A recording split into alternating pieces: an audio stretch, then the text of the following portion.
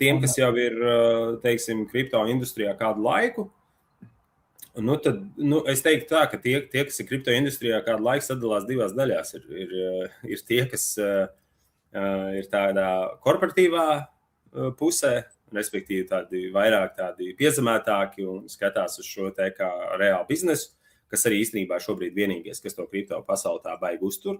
Ja būsim reāli, ja teiksim, tas pats Mastercards vai SAPS un vēl tās kompānijas, kuras mēs zinām, ja viņš šobrīd nepušot šo tehnoloģiju un neizmantot šos rīkus, mēs būtu vēl lielākā bedrē nekā esam šobrīd.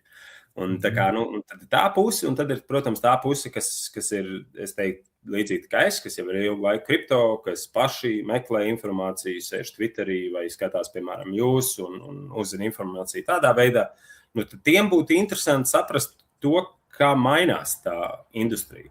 Jo, man liekas, mēs arī pagājuši gadu, kad jūs bijāt atnākuši pasākumu, man liekas, mēs arī baigi ilgi runājam par to, kas notiek un kā lietas mainās.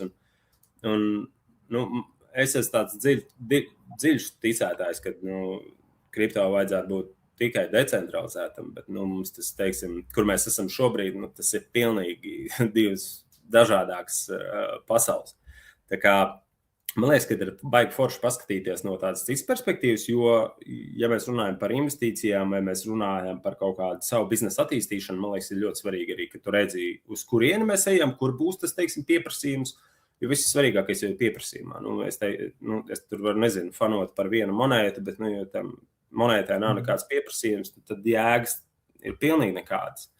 Tad tur pasākums idejiski parādīs to, kur ir pieprasījums un kas ir, teiksim, tādas vislielākās tēmas, uz kurām vajadzētu skatīties.